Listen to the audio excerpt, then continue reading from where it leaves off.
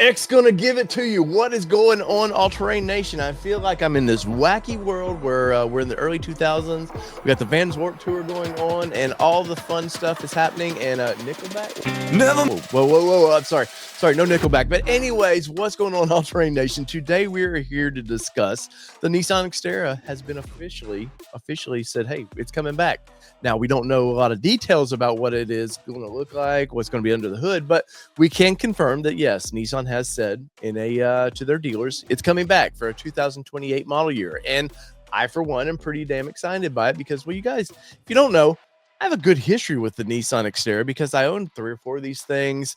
I had the Xterra Nation forum that I started and owned till I gave it to other enthusiasts to continue the love of that forum, keep it going.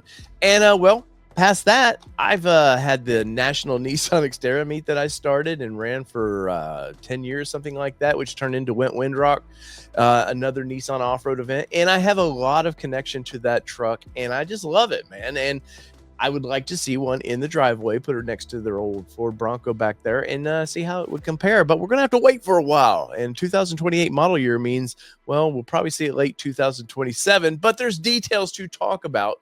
So let's get into those details. This news comes to us from Auto News, who is a trusted source in everything automotive. So I will put their link down below. And this is not some news article from a journalist. They generally cover this stuff, the industry, deeper than I can. So Las Vegas, the Nissan Motor Company plans to deliver 20 new updated models to the US and Canada. Well, that's exciting, but who cares? I only want to talk about 1 or 2 models, and that is the Nissan Xterra. And right here, see it. Nissan Xterra reincarnated. The product expansion is skewed toward the U.S. market's favorites in the hybrids and utility vehicles. Well, guess what?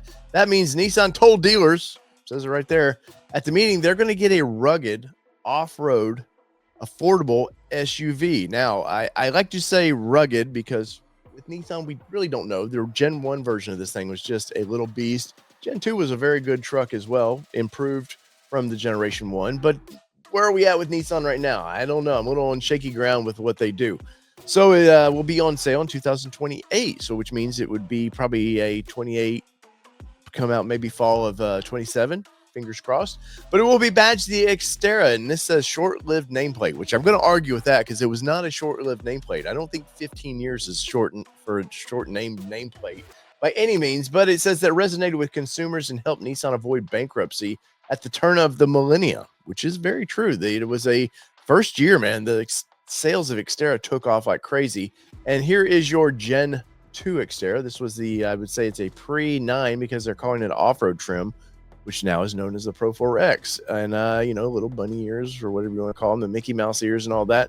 So hopefully the next generation holds some of this stuff true. I'm hoping that it has stadium seating, which would make sense for something I'm going to talk about in a minute. But yeah, I think if they do something like close to this, I mean, all you need is something to look similar to that, and people are going to go crazy for it. But it says the Xterra was announced at a dealers meeting here in Las Vegas, and the dealers went crazy. They applauded, so which is kind of fun. It says images of a blocky, adventure-ready design study. Remember, design study. Featuring an upright grille, squarish headlights briefly flashed on screen. So, quickly, I want to get into this before we go further. If you see any renderings out there that says this is the 2028 Nissan Xterra, they're BS. I like looking at those things. I get just as excited because I love seeing what people might interpret is their design of what they would like to see in the next generation Xterra. But guess what? Nissan hasn't released anything just yet. And as soon as they do, my hands up, I'm going to be talking about it. So Nissan executives didn't reveal product specs at the meeting, but people familiar with the plan said the 2-row SUV will ride on a new body-on-frame platform. Well, currently everything's been on the F platform from Nissan, which started in 2004 with the Titan and carried over in the Frontier, still basically using the same platform, which there's nothing wrong with it. There's no reason to fix it. So into this story here. So body on frame platforms we're going to read out here designed to support 5 models. So this is key. 5 models, including their Frontier.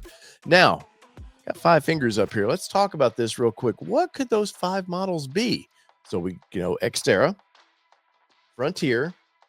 Rumors are Pathfinder's going back to body on frame, which is exciting because I actually helped build the last Pathfinder that went down the line in Smyrna, Tennessee, with a V8 engine as well. So I got to do the last V8, and then the last Pathfinder is going down there, which was that's a point of pride to me.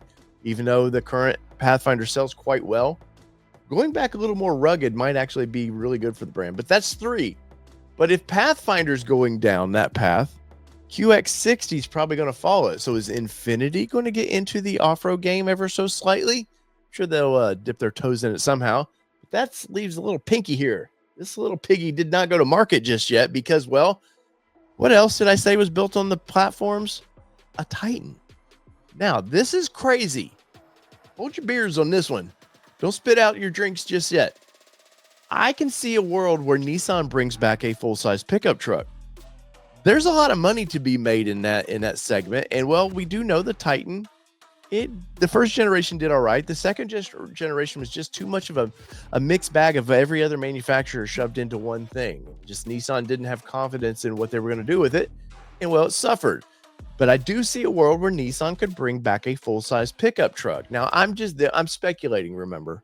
We're just having fun here. But I wouldn't see them calling it a Titan if they were to do that. They've got to come up with some whole new, we got a Frontier. I mean, I don't know what we would call it next. The Valley, I don't know, something. But I could see a world where the Titan comes back, and that's 5 vehicles on one platform, and that would make sense to me. We all know in the world we live in now, to develop new vehicles, you got to have lots of build buddies. And 5 build buddies would make for some profit, I would say. Anyways, back to this story here as we wrap this one up. Pathfinder, Infinity, QX60, and QX65 crossover could also switch to the next platform. So maybe that little fifth little finger there is the QX65. But it is kind of exciting. Now into the really exciting news is it says the Xterra is expected to have a V6 hybrid powertrain. Now that makes me happy that they're even, I don't know if it was mentioned at the dealer shows or what, but the idea of keeping a V6 in that is that's heartwarming to me because really everybody's kind of made this jump to 4 cylinders. And I think the market is dictating, 4Runner's selling, but it's not selling like the previous version of it did. And that 4Runner was a dog and it still sold, but it had a V and a 6 behind it. And well, it sold well. People want bigger engines in their off-road SUVs, and I think that's why the Ford Bronco is doing well. Even though the EcoBoost 4-cylinder is an amazing engine, people want that 2.7. They want that 3-liter in the Raptor. So would make sense for Nissan to do this. But if they do a hybrid as well, maybe it's a balance of giving a little bit of fuel economy and that extra oomph, kind of like what Toyota's doing with their iForce stuff. I can see that happening. Now, this says potential range extender that could deliver about 75 miles of electric driving. That would make it really nice in the city. I can see that really benefiting the Xterra because, well, we don't really have to worry about fuel economy standards anymore. Current administrations kind of put their foot down on that one, though I would like to see that somewhat brought back. Let's have a little bit of standards. I don't want some 1960s V8 that drinks more gas than get you down the road, but there's a good balance. I am pretty eco-friendly with that. That said, I would love to see horsepower up. Current Frontier is around 310 horsepower, which just doesn't cut it anymore. Look at the Tacoma. Tacoma's 340 horsepower, something like that, with its hybrid setup. I would like to see Nissan at minimum hit 350. More likely, I would like to see it in the 370 category, and then I would be happy. Are they going to compete with the Raptors? No, they're not going to compete with that. But Frontier definitely needs to start bringing it up, and they need to get a little more exciting. And the idea of them having 5 build partners that they might build off of that and have some exciting vehicles, that does excite me because right now Frontier's kind of out on its own as far as what it's running with. And I think that's why they're not trying to do something like the TRD Pros or the Raptors, the Ranger Raptors. I think that might be why they need a build partner to help offset the cost. And I'm all for that. But anyways, as we wind this one down, it says the Xterra brings a lot of emotion. And they were talking to Tim Dowse, Nissan in Salt Lake City, who is the biggest Nissan dealer in the world, pretty much. And and they're true. The Xterra brings a lot of passion and excitement to buyers, and I, for one, am excited by it. Once again, I'm pretty connected to this vehicle, and I've been connected to it for a long time.